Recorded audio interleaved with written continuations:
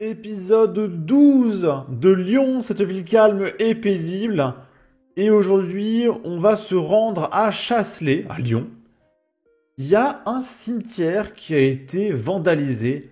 Une honte pour ses auteurs. La nécropole de Chasselet dédiée aux tirailleurs sénégalais morts pour la France a été profanée avec des références au vaudou. Le drapeau français a été arraché.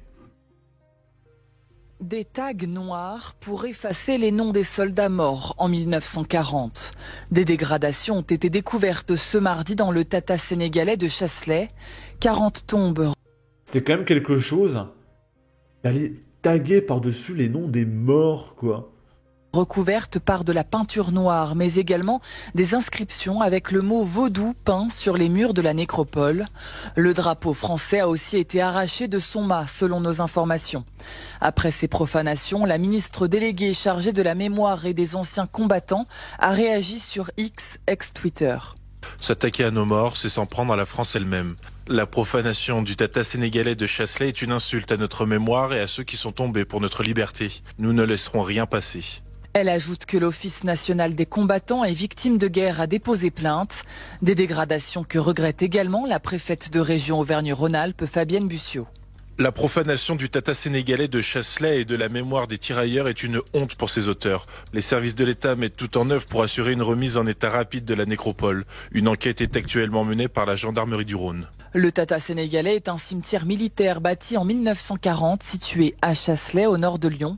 Il rend hommage à 196 soldats morts au combat ou massacrés en juin 1940 par l'Allemagne aux alentours de Chasselet. Tous étaient originaires du Sénégal, du Soudan ou encore du Tchad. Poursuivons maintenant notre aventure vers Lyon. Près de 60% des habitants se disent mécontents du maire écologiste Grégory Doucet.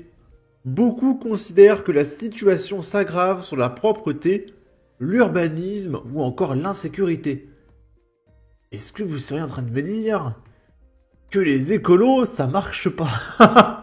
J'arrive pas à le croire, dites donc. Après 5 ans de mandat, Grégory Doucet peine toujours à convaincre les Lyonnais. Selon notre sondage IFOP fiducial, ces derniers considèrent même que la situation s'aggrave sur les mobilités, la sécurité, l'aménagement, l'urbanisme et la propreté. Pourtant, regardez, il a de la terre entre les mains, il est tellement l'écologie, regardez avec son drapeau planté à côté d'un tag et du mur délabré. Regardez les fissures qu'il y a sur le mur, je suis sûr que tu mets un coup de poing dedans, il s'effondre le mur, quoi. Oh là là. À 1 an des élections municipales, la prime aux sortants qui dopent habituellement la réélection du maire en place n'est pas au rendez-vous pour Grégory Doucet. 56% des Lyonnais que nous avons sondés, dans notre enquête d'opinion IFOP sur le climat municipal, estiment que la ville évolue mal. 58% se déclarent mécontents de leur maire. C'est plus 8 points par rapport à notre dernier sondage du printemps 2023. Leur colère est ciblée et épouse plutôt l'action de la majorité écologiste. Le changement de cap sur la circulation automobile et le stationnement a bien été identifié, mais mal apprécié par notre panel. 74% et 69% se déclarent mécontents. Les Lyonnais dirigent aussi leur inquiétude sur un terrain peut-être laissé trop longtemps en jachère par la municipalité écolo. La sécurité, 63% de mécontents, soit 9% de plus. Depuis un peu plus d'1 an, le maire de Lyon se montre davantage disert et proactif sur le sujet. Les Lyonnais n'en ont pour l'heure visiblement pas vu la traduction en actes. 58% d'entre eux jugent que leur édile n'est pas en train de construire un projet emblématique pour Lyon. Là, les mineurs isolés de Lyon, originaires d'Afrique subsaharienne, et qui sont dits mineurs présumés, parce que peut-être qu'ils ont 45 ans, on sait pas, sont trop nombreux pour le centre d'hébergement d'urgence de la ville, et du coup, ils installent un nouveau campement en pleine rue. De quoi crisper les collectifs qui guident ces jeunes originaires d'Afrique subsaharienne, pour certains arrivés depuis déjà 1 an en France. Car sur les près de 300 mineurs présumés, isolés, Seulement la moitié a pu être prise en charge et installée dans le centre d'hébergement urgence provisoire du boulevard Yves Farge financé par Nicolas. 8 ont aussi été mis à l'abri par le diocèse de Lyon. Lyon, un étranger en situation irrégulière qui est arrivé du centre de rétention administrative pour être présenté à un juge s'évade du palais de justice lors d'un transfert. Comment il a fait pour s'évader? Il a réussi à se débarrasser de ses menottes et à prendre la fuite alors qu'il devait être présenté à un juge. Mais c'est quoi les menottes de merde qu'il avait? Enfin, on se débarrasse pas de menottes comme ça. Il est arrivé au CRA de Lyon, Saint-Exupéry, sous escorte de la gendarmerie, pour être présenté à un juge au palais de justice. Mais je sais pas, s'il était menotté, il y avait forcément des policiers autour. J'arrive pas à comprendre que le mec s'est barré. Il était au milieu de plein de flics. Il a retiré ses menottes, il s'est barré et rien. Il est parti. Je comprends pas. À Ouillan, dans le 69, toujours à Lyon, il pénètre avec un pistolet dans le lycée. La proviseure a été agressée. Grosse frayeur ce mardi 14 janvier 2025 dans un établissement scolaire de la métropole de Lyon.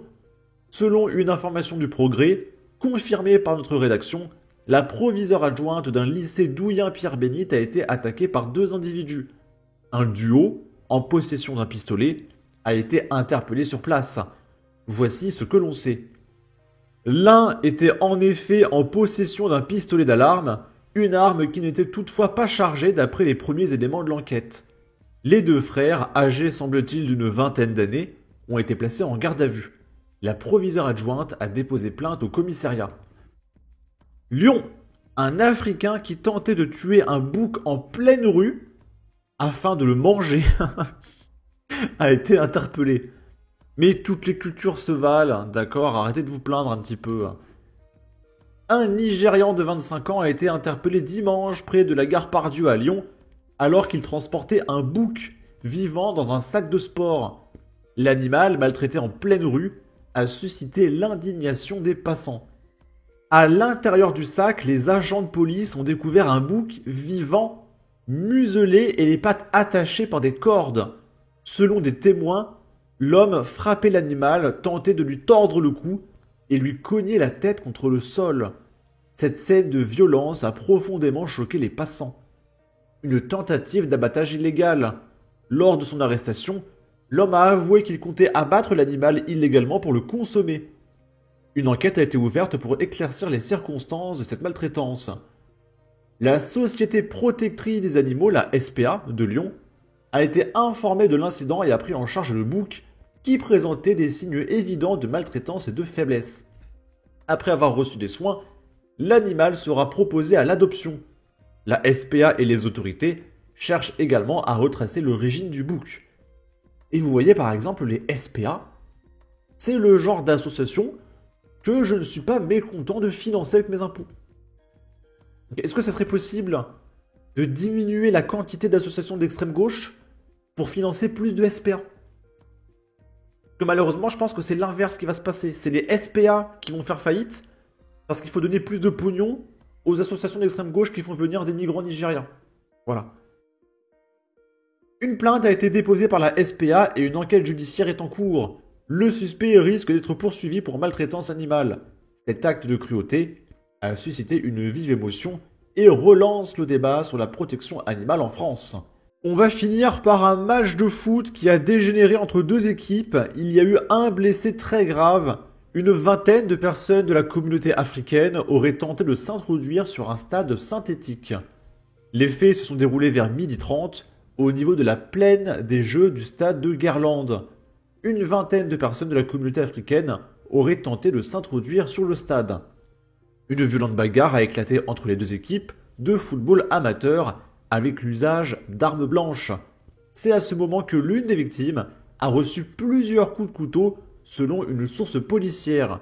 L'homme qui a été touché par les coups de couteau a été évacué en urgence absolue vers l'hôpital Édouard Herriot de Lyon en début d'après-midi. Le pronostic vital de la victime est engagé selon nos informations. La police nationale qui est intervenue sur place n'a procédé à aucune interpellation. Au moins un auteur est en fuite selon une source proche. Une enquête est ouverte. Bon, les compilations de faits divers comme ça, c'est pas forcément les vidéos qu'il y a de plus intéressantes, mais c'est quand même important de relayer ce qui se passe un petit peu partout en France. Sur ce, n'hésitez pas à donner votre avis, votre opinion, à partager, liker, commenter, ça aidera au référencement de la vidéo sur YouTube. Abonnez-vous, suivez-moi sur Twitter, prenez soin de vous, salut!